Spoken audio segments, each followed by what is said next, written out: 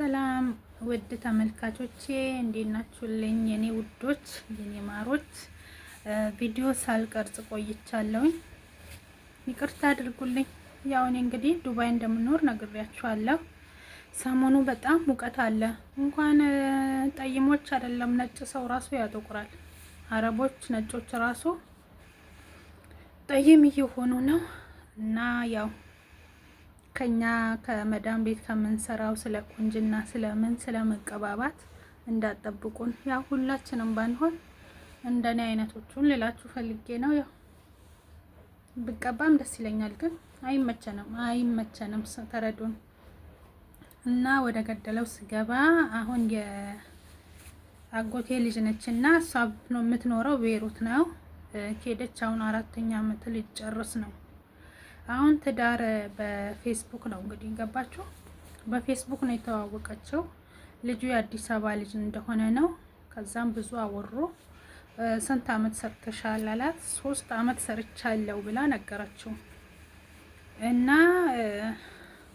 እኔ ያው ሰሞኑ አሜሪካን ልሄድ ነው፣ አሜሪካን ይዤሽ እሄዳለሁ ይላታል። እሷም በጣም ደስተኛ ትሆንና እንግዲህ ብዙ ካወራት በኋላ ነው ስንት አመት ቆየሽ ቤሩት ሲላት 3 አመት ቆይቻለሁ። እንዳላገባች ትዳር የላትም ልጅቱ። ያው እንግዲህ አላገባውም ብዙ ነገር ጠይቃት። ይሄን ሁሉ እንግዲህ ለኛ አልነገሩም። እንትን ከደረሰባት በኋላ ነው ለኛ ወሬ የደረሰ ማለት ነው። ከዛም በኋላ ባንክ ነው እንግዲህ የምታስቀምጠው። ባንክ በእናቷ ስም ነው ብሩን የምታስቀምጠው። ገባችሁ? ከዛን የእናትሽን ፎቶ ላኪ ይላታል።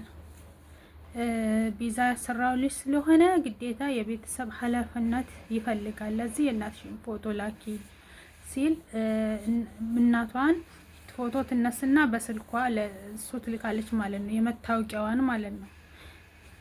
የመታወቂያዋን ፎቶ አንስተሽ ላኪ፣ ጉርዱ ፎቶ ምናምን ይላል። ፎቶ አንስታ ላከችለት።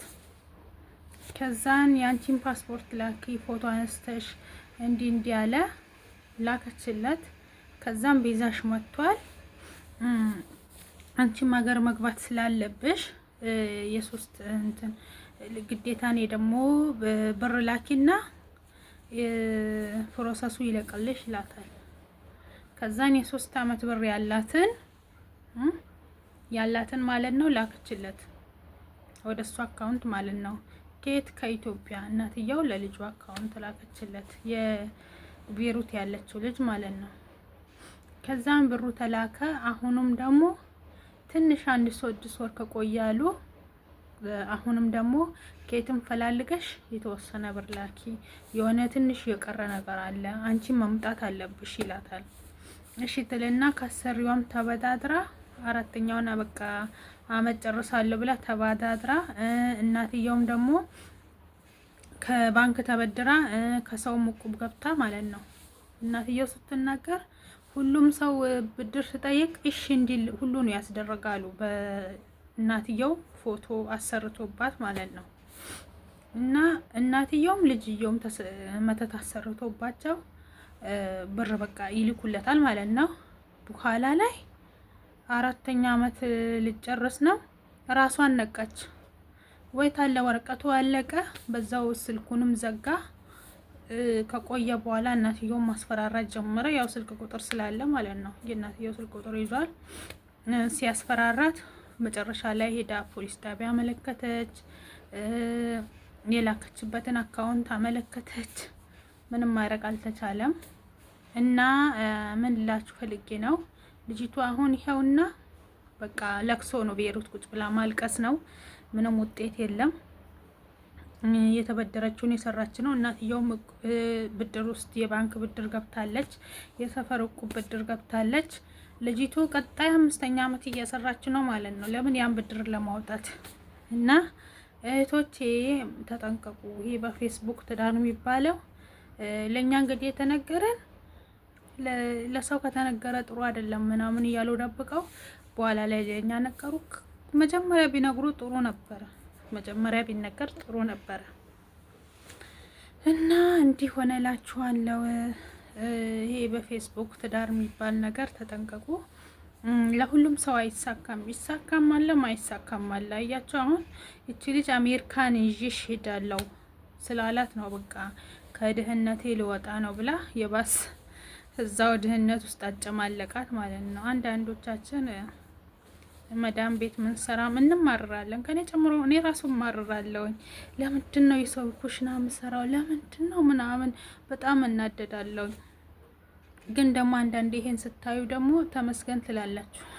ለዚህ ራሳችሁን ጠብቁ እላችኋለሁ። ለዚህ ለእህቶቼ ምክር ነው ብዬ ስላሰብኩኝ ነው። ያ ሁሉም ወንድ ባይሆን ሁሉም ሴት ባይሆን ያኒ እንዲህ አይነት ክፎች አሉ። አሁን እናትየው ምዳ ውስጥ ገባች።